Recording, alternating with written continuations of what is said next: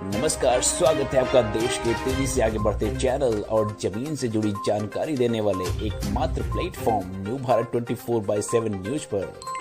आज हम आपको न्यू भारत 24/7 के माध्यम से दिखाएंगे फुनसुक वांगडू, जिनका रियल नेम है सोनम वांगचुक। उनके द्वारा दिए गए चाइनीज प्रोडक्ट को बायकॉट करने के लिए लद्दाख से संदेश।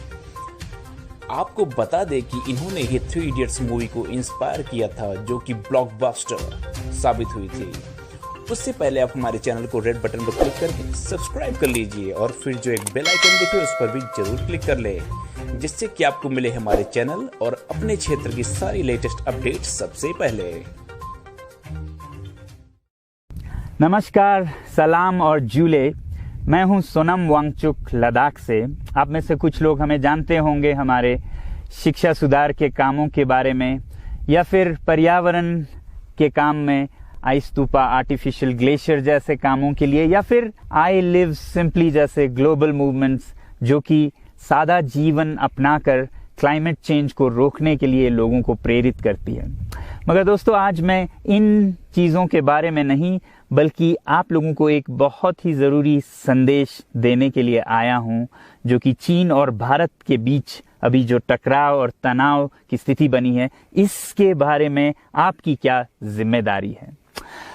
मैं लद्दाख में हूं और आप देख रहे हैं सिंधु नदी को बहते हुए यहाँ, और वो जो पहाड़ियाँ हैं उनके पीछे नोब्रा और चांगतांग के वो इलाके हैं जहाँ पर ये तनाव बढ़ता जा रहा है। हजारों सैनिक वहां ले जाए जा चुके हैं। सुनने में आया है चीनी वायुसेना के जहाज भी वहां तैनात किए गए हैं, और 1 घंटे पहले भारतीय वायुसेना के जहाज भी मेरे ऊपर मंडरा रहे थे। सामान्यतः जब सीमा पर तनाव होता है तो हम आप जैसे नागरिक ये सोचकर सो जाते हैं रात को कि सैनिक इसका जवाब दे देंगे। मगर मैं आज आप लोगों को ये जरूरी बात बताना चाहता हूं कि इस बार सिर्फ सैनिक जवाब नहीं, 2 तरफा जवाब हो और उसमें नागरिक जवाब भी हो। तो आप जैसे नागरिक दिल्ली, मुंबई और बेंगलोर और अनेक शहरों से क्या कर सकते हैं इसमें, ये समझने के लिए पहले हमें समझनी होगी चीन की ये हरकत और वो ऐसा क्यों कर रहा है। आपने देखा होगा कि ये सिर्फ भारत के साथ नहीं हो रहा है, बल्कि पिछले कई हफ्तों से चीन ये दक्षिण चीनी सागर में वियतनाम, ताइवान और अब हांगकांग के साथ भी छेड़खानी कर रहा है। और मेरा ये विश्लेषण है कि वो ये सब किसी देश के साथ दुश्मनी के वजह से ज्यादा अपने अंदर की समस्याओं को सुलझाने के लिए कर रहा है। आज चीन को सबसे बड़ा डर है तो अपने जनता से डर है। उनकी 140 करोड़ की आबादी, जो कि एक बंधुआ मजदूर की तरह बिना मानवाधिकारों के चीनी तानाशाह सरकार के लिए काम करते हैं और उसे धनी बनाते हैं, जब वो नाराज हो जाए तो फिर एक क्रांति की सी परिस्थिति बन पड़ती है, और इससे चीन बहुत डरता है। आज कोरोना के प्रकोप के बाद चीन में फैक्ट्रियां बंद हैं, एक्सपोर्ट्स बंद हैं और बेरोजगारी 20% तक बढ़ चुकी है। लोग बहुत नाराज हैं, क्रांति हो सकती है, तख्ता पलट हो सकता है। इसीलिए चीन पड़ोसियों से दुश्मनी करके अपनी जनता को अपने साथ जोड़ने में लगा हुआ है, और ये पहली बार नहीं कर रहा है। 1962 में जब भारत के साथ जंग की तो वो जंग भी उसने अपने जनता को संभालने के लिए की थी। तब 4 साल का अकाल और भूखमरी हुई थी, और इससे ध्यान हटाने के लिए ये जंग की थी। चीन के लिए अपनी जीडीपी और जो खुशहाली है उसे बढ़ाते रहना बहुत ही जरूरी है, और जिस दिन जीडीपी घट जाए वहां की जनता क्रांति के लिए तैयार है। मैं तो कहता हूं कि इस बार भारत की बुलेट पावर से भी ज्यादा वॉलेट पावर काम आएगी। जो नागरिक पैसा खर्चते हैं चीन के सामान को खरीदने में, जरा सोचिए, हम आप भारतीय उद्योग को मारकर चीन से मूर्तियों से कपड़ों तक हर साल 5 लाख करोड़ के सामान खरीदते हैं, और फिर यह पैसा आगे जाकर हमारे सीमा पर हथियार और बंदूक बनकर हमारे सैनिकों के मौत का कारण बन सकती हैं।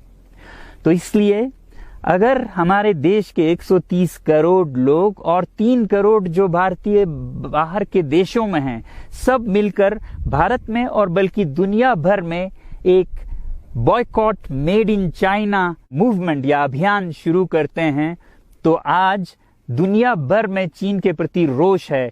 हो सकता है कि सारी दुनिया साथ आए और इतने बड़े स्तर पर चीनी व्यापार का बॉयकॉट हो कि चीन को जिसका सबसे बड़ा डर था वही हो, यानी कि उसकी अर्थव्यवस्था डगमगाए और उसकी जनता रोष में आए, विरोध और तख्ता पलट।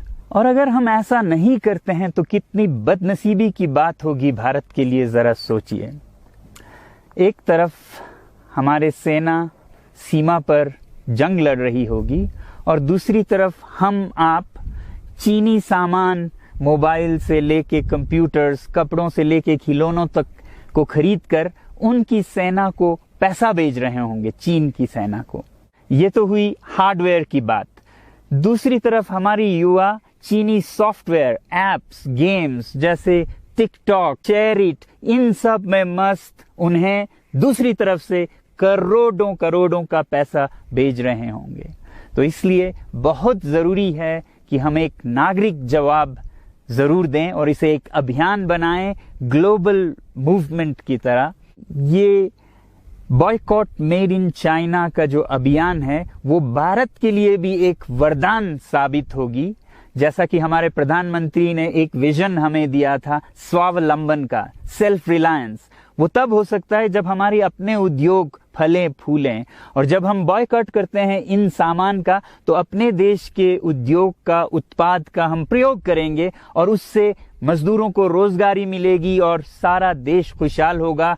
बजट होगा कि हम और अच्छी तरह से टक्कर ले सकें सीमा पर भी। तो इसके लिए मैं आप लोगों से अपील करता हूं कि जहां तक एप्स और सॉफ्टवेयर की बात है, तो हमारे युवाओं को एक हफ्ते में उन्हें अनइंस्टॉल करना चाहिए। Boycott made in China, software in a week and hardware in a year. क्योंकि साजो सामान के लिए वक्त लगेगा हमारे अपने देश से और बाहर से विकल्प निकलने तक, तो उसे हम 1 साल के अंदर कर सकते हैं। तो ये हम न सिर्फ अपना प्रतिज्ञा करें बल्कि 100 और लोगों को इसके बारे में समझाएं, शेयर करें सोशल मीडिया पर, और हमारी जो मीडिया है वो जनता तक, देश के कोने कोने तक पहुंचाए। और जैसे ही इसका असर दिखने लगेगा, इंटरनेट से एप्स लाखों में, करोड़ों में अनइंस्टॉल होंगे, तो चीन को संदेश साफ जाएगा और यही एक तरीका उसे मेज पर पहुंचा सकती है जहां पर की बातचीत हो शांति की। तो जाते जाते मैं ये बता दूं कि मैं क्या करने जा रहा हूं। इस फोन पर जो भी चीनी ऐप्स हैं उन्हें तो मैं 1 हफ्ते में हटा रहा हूं, बल्कि ये फोन जो कि चीन में बना है इसे भी मैं 1 हफ्ते में अपनी जिंदगी से अलग कर रहा हूं और 1 साल के अंदर हर वो चीज जिस पे मेड इन चाइना लिखा है उसे जिंदगी से निकालने जा रहा हूं। हमें चीन से, चीनी लोगों से कोई समस्या नहीं है, चीनी सरकार और उनकी रवैयों से समस्या है। जब तक चीन में परिवर्तन ना हो हमें ऐसा करना होगा।